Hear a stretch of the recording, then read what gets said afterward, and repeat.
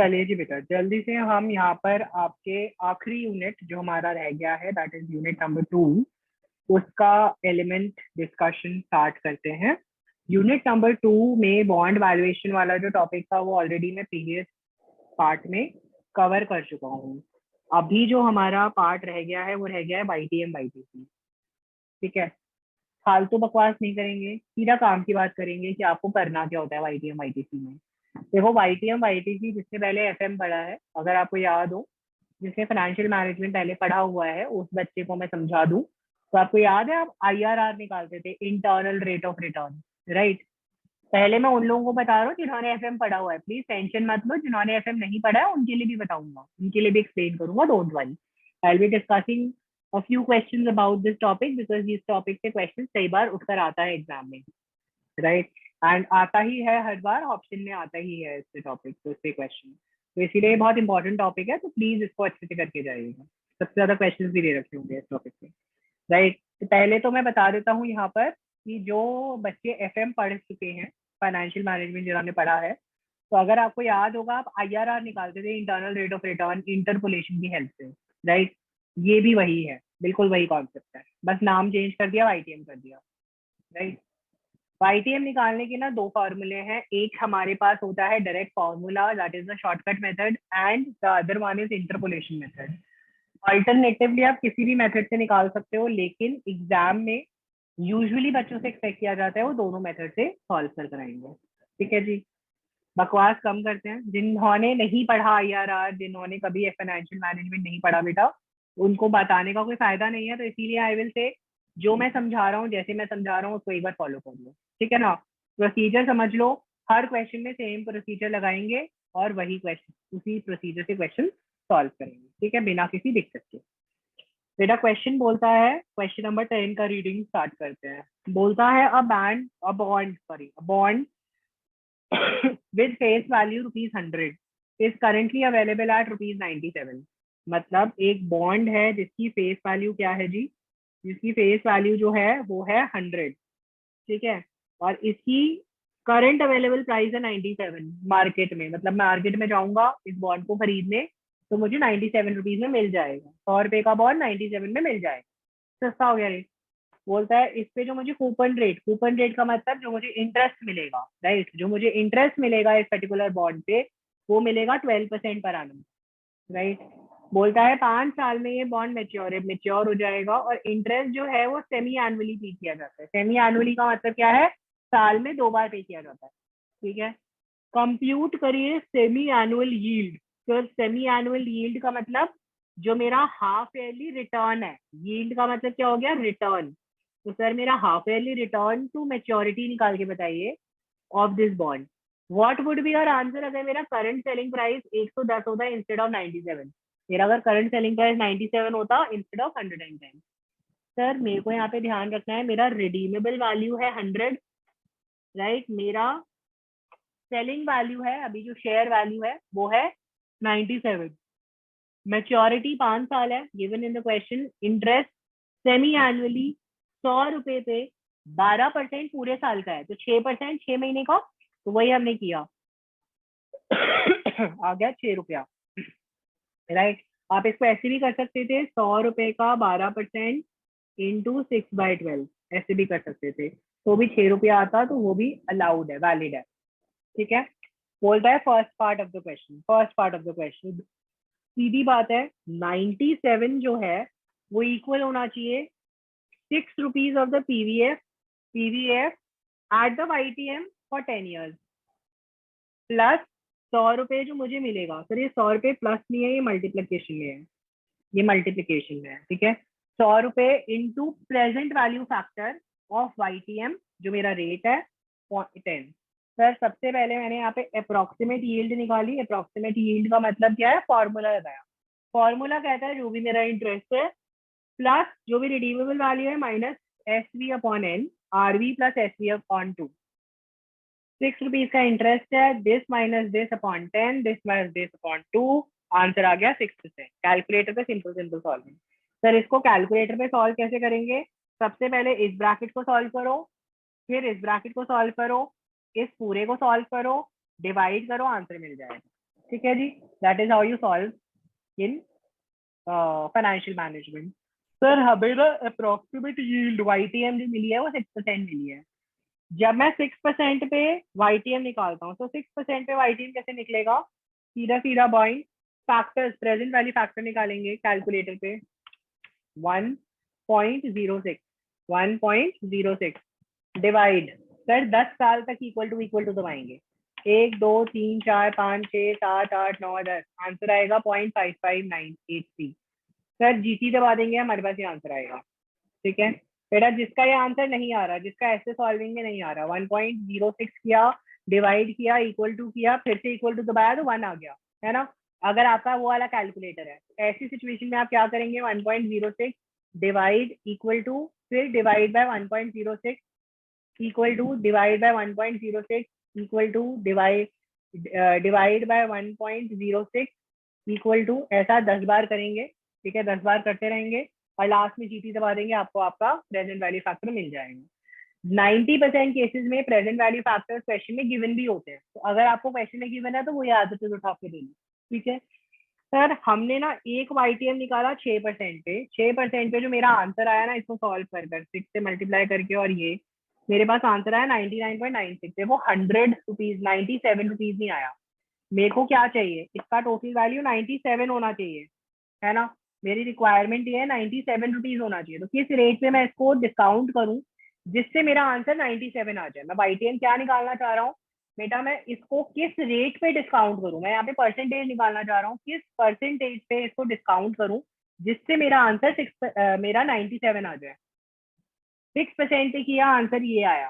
ठीक है, अगर मेरा अमाउंट ज्यादा आ रहा है, 6% पे ज्यादा अमाउंट आ रहा है ना बेटा, रेट बढ़ा दो, अमाउंट कम हो जाएगा, रेट बढ़ा दो, अमाउंट कम हो जाएगा। तो देखो मैंने नेक्स्ट लिया 7%, 7% पे जब लिया तो मेरा आंसर आ गया 92.7, 92.9, दैट इज 97 से नीचे। बेटा दोनों ना, दोनों एक 97 से ऊपर का आंसर आ गया, एक 97 से नीचे का आंसर। ठीक है, इन दोनों के बीच का हम इंटरपोलेशन करेंगे। इंटरपोलेशन का मतलब सर, जो मेरा लोअर इंटरेस्ट रेट है plus higher value minus market value upon higher value minus lower value. Sir market value क्या है, 97 रुपीज, हायर वैल्यू क्या है, 99.96, हायर वैल्यू क्या है 99.96, और लोअर वैल्यू क्या है 92.9। सर डिफरेंस इन रेट्स मतलब 7 माइनस 6, राइट, तो 1%। सर इसको सॉल्व करा, मेरे पास आंसर आ गया 6.42, मतलब मेरा जो यील्ड मैच्योरिटी है वो कितना होना चाहिए, 6.42 होना चाहिए। I hope it should be very clear. Sir second part बोलता है कि अगर मेरी जो करंट सेलिंग प्राइस है वो हो जाती है 110, मतलब अभी तक जो मैं 97 निकाल रहा था, जल्दी बताओ 97 चाहिए क्या, अब नहीं 97 नहीं चाहिए मुझे, अब क्या चाहिए, 110 चाहिए। बेटा ऑलरेडी ध्यान दो, मैंने 6% ऑलरेडी निकाल रखा है, देख रहे हो ना ऊपर के क्वेश्चन में, मैंने ऊपर वाले पार्ट में 6% ऑलरेडी निकाल रखा है। ठीक है, 6% पे 99 आया था, है ना। अमाउंट बढ़ाऊं प्राइस कम होगा या उल्टा, रेट कम करने पे, रेट कम करने पे, सॉरी रेट बढ़ाने पे प्राइस कम हो रहा था, बेटा रेट कम करने पे प्राइस बढ़ जाएगा। मैं फिर से रिपीट कर रहा हूँ, यहाँ पर हमने क्या किया था, यहाँ पर हमने क्या किया था सर, प्राइस कम करनी थी तो रेट बढ़ाया था, है ना। अब देखो मुझे क्या करना है, प्राइस बढ़ानी है तो रेट कम करूंगा, तो बेटा 6% से नीचे जाऊंगा, तो मैंने क्या करा, लेट मी टेक 4%, क्योंकि मेरा डिफरेंस काफी है ना, 99 और 110 डिफरेंस काफी है, तो मैंने 2% का जंप ले लिया, तो मैं 6% वाला वैल्यू तो एज इट इज ले लेता हूँ। मैं इस क्वेश्चन को अलग इसमें सॉल्व करके दिखा देता हूँ, एक मिनट। राइट, आप देख सकते हैं यहाँ पे 96% एट 6%, मेरी वैल्यू आई थी 99 पॉइंट, सॉरी,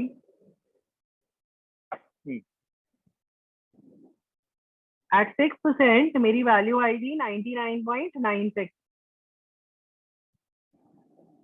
ठीक है, अब मैं यहाँ पे निकाल रहा हूँ एट 4%। ठीक है जी बेटा, मेरा इंटरेस्ट कितना है, 6 रुपया, पीवीएफ 4% 10 साल, प्लस 100 रुपया, पीवीएफ 4% 10 साल।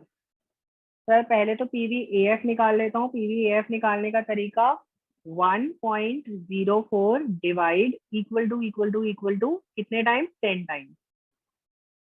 ठीक है, कर लेते हैं जल्दी से।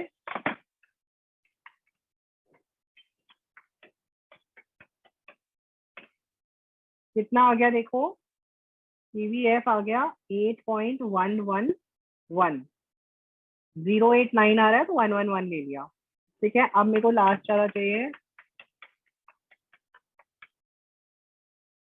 PVF चाहिए 0.676।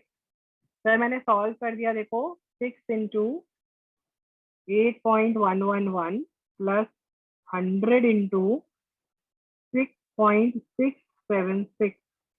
तो आप देख सकते हैं मेरे पास क्या आ जाएगा,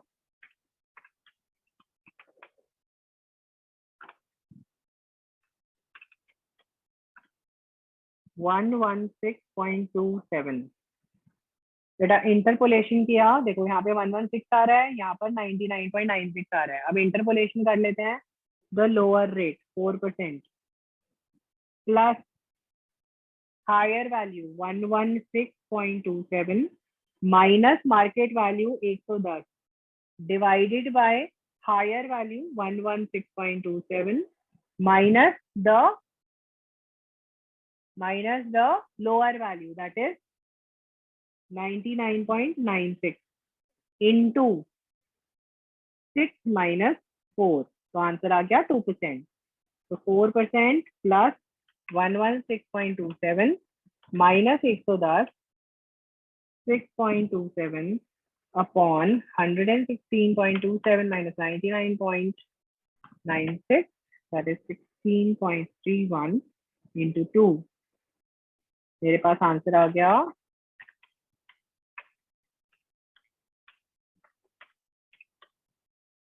4.769%। बेटा आंसर में थोड़ा सा डिफरेंस आ सकता है, राइट, हो सकता है आपकी बुक में थोड़ा डिफरेंट आंसर आए, तो इतना चलेगा। ये इसलिए होता है बिकॉज ऑफ द अप्रोक्सीमेशन। तो आप देख सकते हो 7.3 आ रहा है बुक में, और हमारा आंसर अगर आप देखेंगे 4.76 आ रहा है, तो इतना चलेगा, थोड़ा अप्रोक्सीमेशन का डिफरेंस चलेगा। ठीक है, that is how we simply calculate YTM। अगला वाला क्वेश्चन देख लीजिए, सीधा सीधा। बॉन्ड का फेस वैल्यू 100 रुपए है, currently trading at 96, coupon rate 14%, maturity 5 years, interest paid annually. Yield to maturity compute करना है। आपका क्या आंसर होता है अगर मेरा करंट सेलिंग प्राइस 105 है इंस्टेड ऑफ 96? सेम तरीके का, बिल्कुल डिट्टो सेम क्वेश्चन। ठीक है, अपने तरीके से सॉल्व करते हैं, इसमें सॉल्व करते हैं, राइट।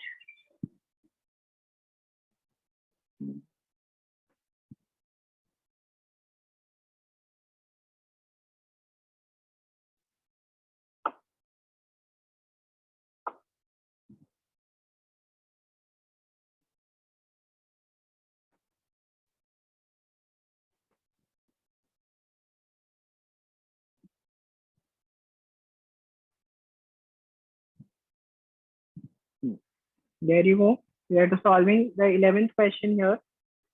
Question number 11, right? आप देख सकते हैं face value 100, SV 96, maturity 5 years, maturity 5 years, right. Interest कितना आ जाएगा, इंटरेस्ट आ जाएगा 14%, कूपन रेट 14%। इंटरेस्ट आ जाएगा 100 रुपए का 14% फॉर द होल ईयर, तो 14 रुपीज, है ना, 14 रुपीज। सर हमें चाहिए 96 should be equal to 14 into PVAF of 14,5। Sir एक ना छोटा सा डाउट है, पिछले वाले क्वेश्चन में ना मेच्योरिटी पीरियड 5 years था। पिछले वाले क्वेश्चन में भी मेच्योरिटी पीरियड ना 5 years था, लेकिन आपने पीरियड जो लिया वो 10 लिया।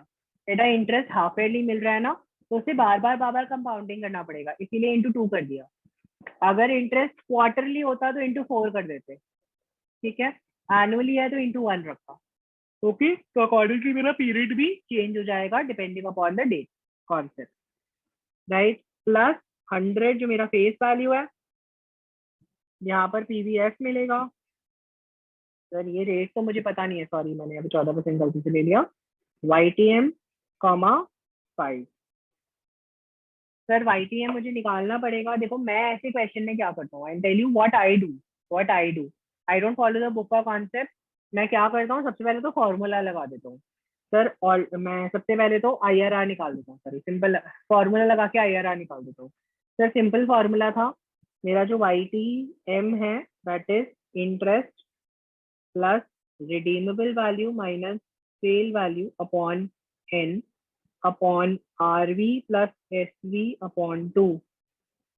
सॉल्व करते हैं sir. 14 plus 100 minus 96 upon 5 whole upon 100 plus 96 upon 2। Solve करते हैं सर। 100 माइनस 96 का मतलब हो गया 4/5। तो 14 प्लस 4/5 दैट्स 14.8। यहाँ पर डिवाइड कर लेते हैं 100 प्लस 96/2 दैट्स 98। तो यहाँ पर सॉल्व करके आंसर आ गया 14.8 डिवाइडेड बाय 98, आंसर आ गया 15.10। राइट, आप देख सकते हो ना, समवेयर बिटवीन 15% पड़ रहा है। अब मैं क्या करता हूँ, यहाँ पे 15% आ रहा है ना, तो मैं यहाँ पे 15% ले लेता हूँ।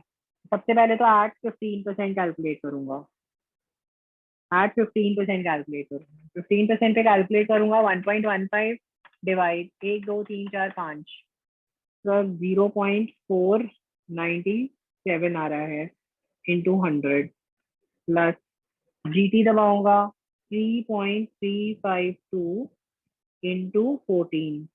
सॉल्व करूंगा 14 into 3.352 that is 46.928 plus 0.497 into 100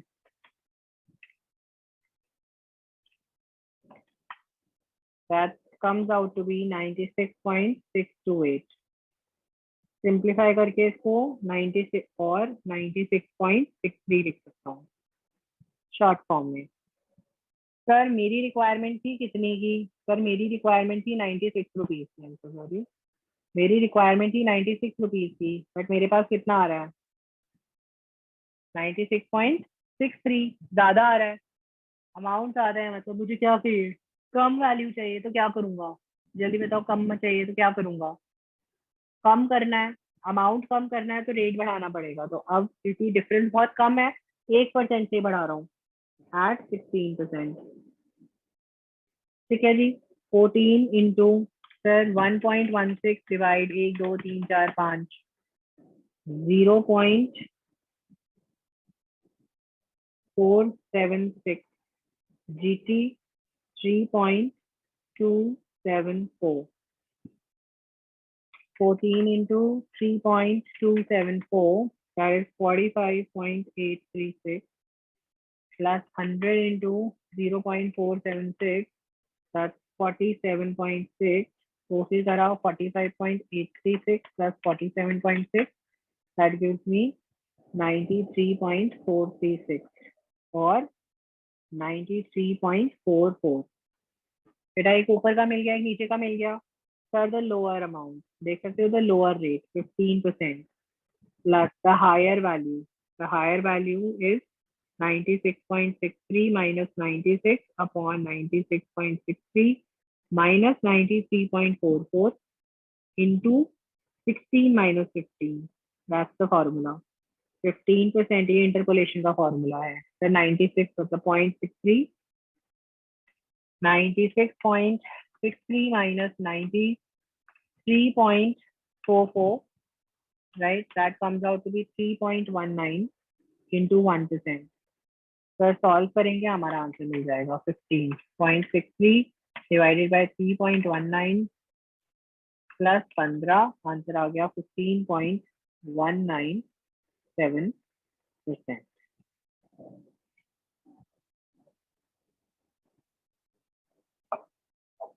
इन्होंने राउंड ऑफ में कर लिया, देख लीजिए, तो 20 ले लिया, देख लीजिए।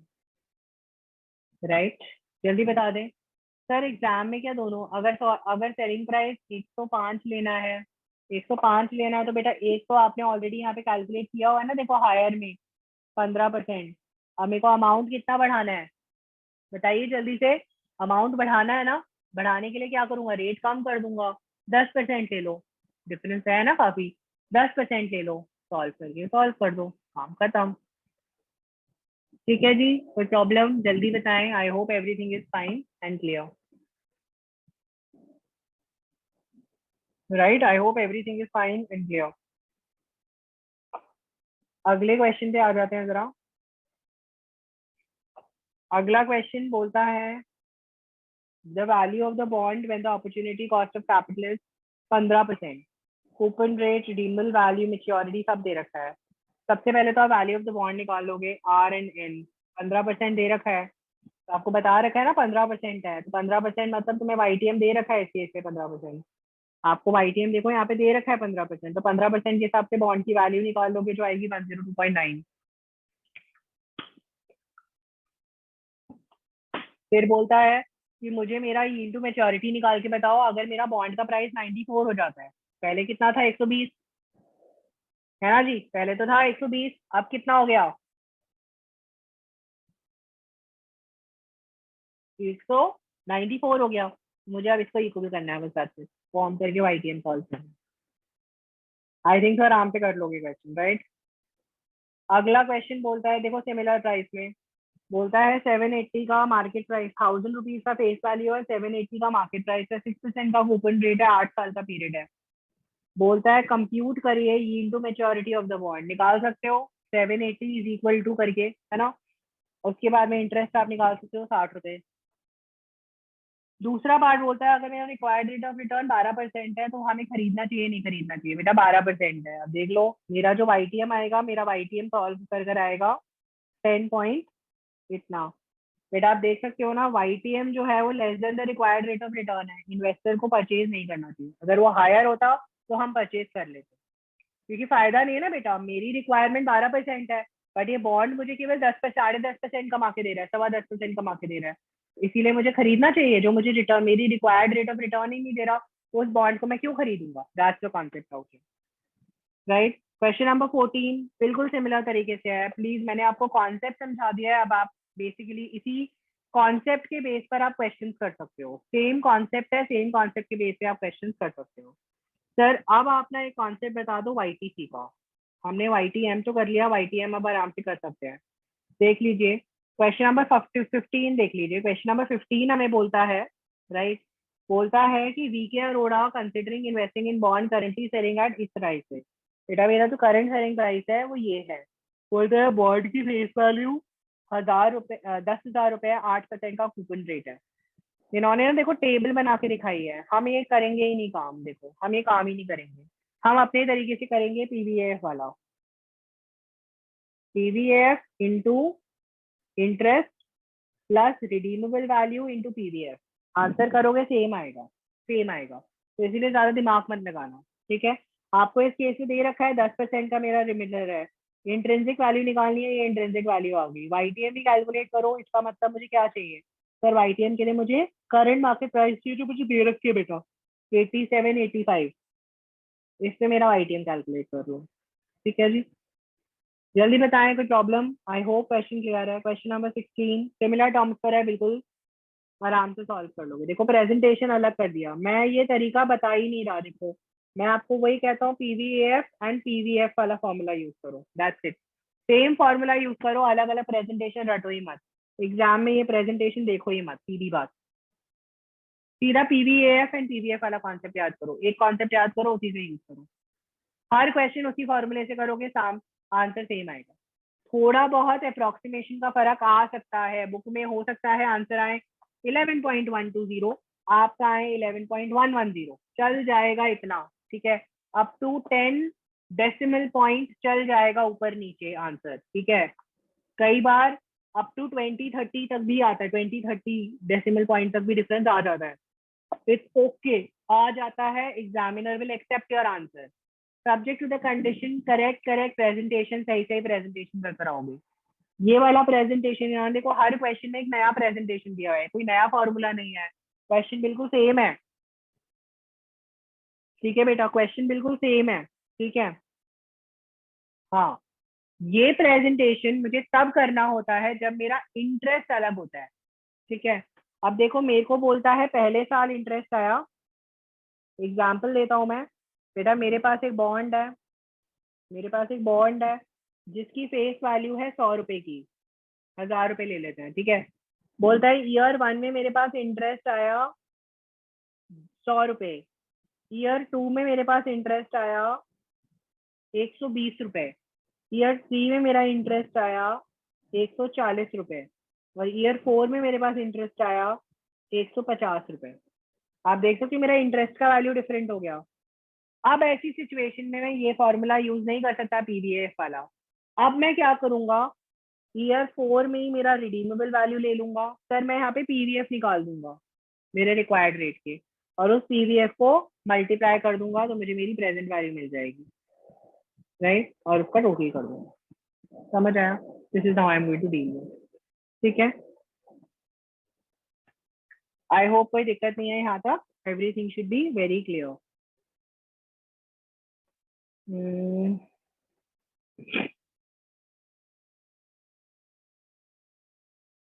चलिए, वाईटीसी में भी हम सेम काम करते हैं, right. Yield to maturity, yield to call, same concept है, राइट। मेरा इन्हीं कॉन्सेप्ट पे बेसिकली आपको क्वेश्चन दे रखे हैं, दैट्स इट, और आपको कुछ नहीं करना। मेरे ख्याल से एक फुल फ्लेजेड क्वेश्चन मैं आपको और सॉल्व करा देता हूँ। Let me find out a difficult question. वैसे कोई है नहीं डिफिकल्ट क्वेश्चन, सारे इजी ही हैं। चलो, I will take this question, I will take this 15th question.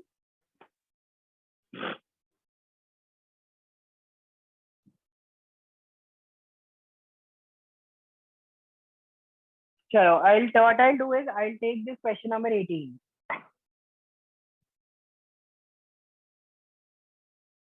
ठीक है, क्वेश्चन नंबर 18 देख लीजिए। क्वेश्चन नंबर 18 बोलता है कि मेरे बॉन्ड की फेस वैल्यू जो है, बेटा मेरे बॉन्ड की जो फेस वैल्यू है वो है, मेरे बॉन्ड की जो फेस वैल्यू है वो है 10,000, ठीक है। मेरा कूपन रेट है 10%, मार्केट प्राइस 10,500, मेच्योरिटी पीरियड 10 साल, ठीक है जी। बोलता है यील्ड टू मेच्योरिटी बताओ और यील्ड टू कॉल बताओ इफ 5 साल बाद मैं इसे कॉल कर सकता हूँ एट 10,800। 10,800 में मैं इसे बेच सकता हूँ 5 साल बाद, तो मुझे इसकी yield to maturity, yield to call बताओ। सबसे पहले तो मैं इंटरेस्ट निकाल लूंगा बेटा, इंटरेस्ट निकाल लिया 1000 रुपए, वाईटी अप्रोक्सीमेट वाईटीएम निकाल लिया फॉर्मूला लगा के 8 पॉइंट। क्या रेट लूंगा, दिमाग लगा के बताओ जल्दी से। 8% और 9%। तो पहले देखो 10%, इन्होंने देखो market value of the bond है 10% निकाला, market value of the bond है 9% निकाला। एक आया 10,000 से 10,500 से नीचे, एक 10,500 के ऊपर, क्योंकि मेरी मार्केट वैल्यू यही दे रखी थी, ठीक है। सीधा सीधा वो लगाया, आंसर निकाल लिया, सीधा सीधा वो लगाया, आंसर निकाल लिया। देख लीजिए, यहाँ पे पीवीएफ लगाया, ठीक है, यहाँ पे पीवीएफ लगाया, प्रेजेंटेशन टेबल में भी लगाया वही फॉर्मूला, ठीक है। वाईटीएम तो मेरे ख्याल से क्लियर होगा, देख लीजिए इंटरपोलेशन करके वाईटीएम निकाल लिया 9.218। वाईटीसी, वाईटीसी में सेम फॉर्मूला, सेम फॉर्मूला, 5 साल, ठीक है। मेरी मेच्योरिटी पीरियड 5 इयर्स हो गई, मैंने 5 यहाँ पे पूरे से डिवाइड नहीं होता बेटा, केवल इसी से डिवाइड होता है ये, ठीक है। सॉल्व किया, आंसर निकाला, 9.04% आया। देखो 10% पे 5 साल का, 10 साल का ऊपर निकाला था मैं, ऊपर वाली फिगर्स को यूज नहीं कर सकता क्योंकि ऊपर वाली फिगर्स में 10 साल का वैल्यू निकाला था, अब हमें 5 साल का निकालना है। तो देखो बेटा यहाँ पे हमने 5 साल की वैल्यूज निकाल ली, यहाँ पे भी निकाल ली। अब हमने यहाँ पे 9% में निकाल ली, ये हमारे पास वैल्यू आ गई एक 10,800 से नीचे, एक आ गई 10,500 से नीचे, एक आ गई 10,500 से ऊपर, ठीक है। वैल्यू सॉल्व करी, हमें हमारी वाई टी सी मिल गई। That was the question. यहाँ पर केवल एक चीज ध्यान रखना है बच्चा, अप्रोक्सीमेट वैल्यू निकालते वक्त 10,800 लेंगे, और जो रिडीमेबल वैल्यू, जो हमारा सेलिंग वैल्यू होगा, अब वो फेस वैल्यू 100 रुपए नहीं, 10,000 नहीं होगा, 10,500 होगा, तो मेरा रिडीमेबल वैल्यू है, ठीक है। फिर इसके पीछे का लॉजिक क्या होता है, यहाँ पे ध्यान रखना है कि ये वैल्यू जो है, ये वैल्यू और ये वैल्यू, ये मेरी होती है नया वाला रिडीमेबल वैल्यू जो मुझे मार्केट प्राइस में मुझे दे रखा है 10,800। सर ये क्या है, ये मेरा 10 साल वाला रिडीमेबल वैल्यू है, ये ध्यान रखना। सर ऐसा क्यों किया मैंने? 10 साल वाला बेटा, मेरे को बोला है 10 साल बाद, जो रिमेनिंग 5 years है, मैं जिसको कॉल करके बेच रहा हूँ वो भी तो 5 साल रखेगा ना अपने पास, इसीलिए मैं उसका कॉल यहाँ पे कैलकुलेशन कर रहा हूँ। इसीलिए वाईटीसी में केवल, वाईटीसी और वाईटीएम में केवल एक फॉर्मूला डिफरेंस होता है।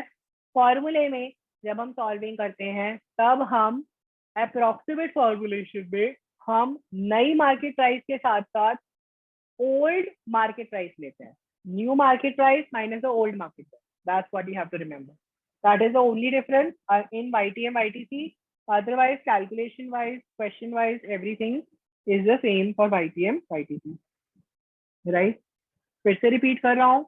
YTM step number 1, approximate YTM निकालो फॉर्मूला लगा के।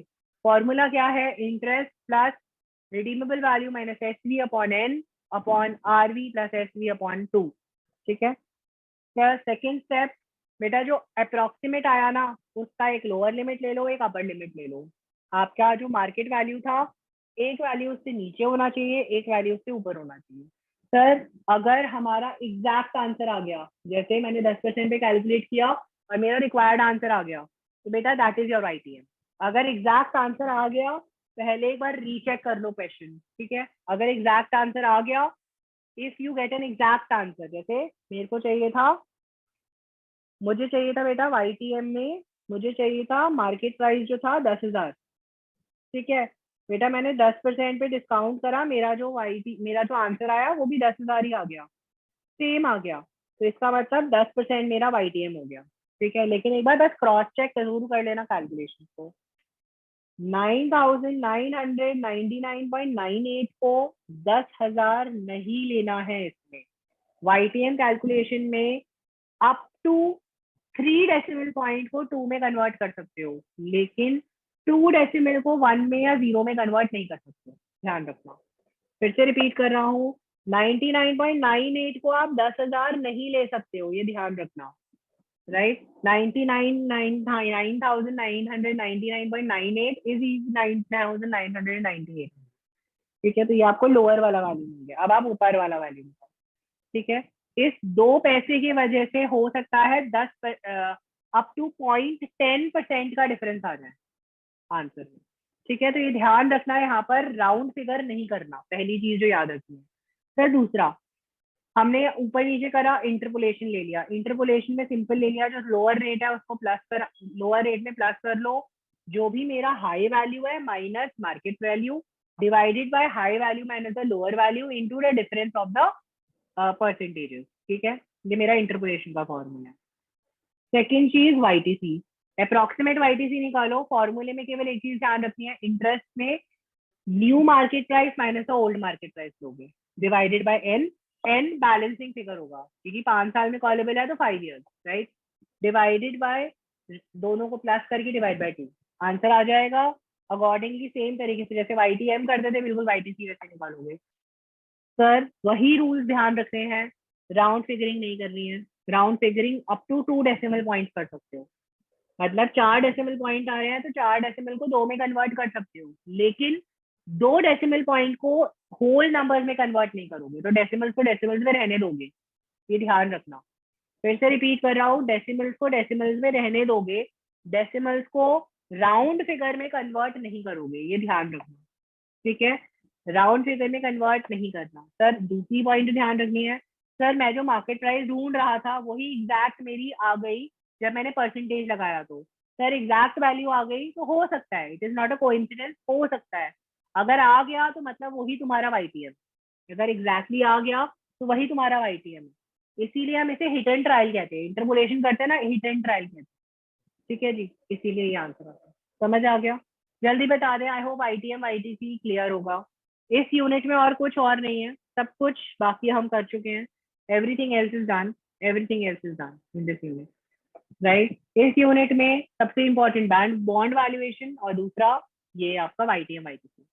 एक क्वेश्चन जरूर आएगा इस टॉपिक में से, दोनों में ऑप्शन आता है यूजुअली, बॉन्ड वैल्यूएशन और YTM YTC में। ऑल्दो दोनों ही इक्वलेंट इंपॉर्टेंट हैं और दोनों ही इजी है, मेरे को तो दोनों ही टफ नहीं लगते। ठीक है, तो आप दोनों में से कोई भी ऑप्ट कर सकते हो। यूजुअली मैं एग्जाम में कहता हूँ कि जिसकी थ्योरी आती है ना उसका प्रैक्टिकल अटेम्प्ट करो, अगर तुम्हें दोनों प्रैक्टिकल्स आते हैं तो। दोनों न्यूमेरिकल्स आते हैं, तो जिसकी थ्योरी तुम्हें ज्यादा अच्छे से आती है उस क्वेश्चन को ऑप्ट करो, क्योंकि हर क्वेश्चन में there will be a mixture of theory and practical. In every question you will get a mixture of theory and practical. मतलब there will be one practical question and one theory question. 10 number का numerical question होगा, practical question होगा, 5 number का, 4 number का theory question जरूर होगा, हर question में होगा. तो थ्योरी को निगलेक्ट नहीं करना प्लीज, थ्योरी जरूर से पढ़ के जाना. ठीक है, चलिए, thank you so much. I hope you have understood and you have learned it. I hope कोई खास ज्यादा प्रॉब्लम होनी नहीं चाहिए. आई होप आपको चीजें समझ आ रही हैं and you can do more. Thank you. See you again, guys. Hope you must have liked. This was my last part for this session. इस FOI के series का ये last lecture है, right? I won't be uploading any more lectures now.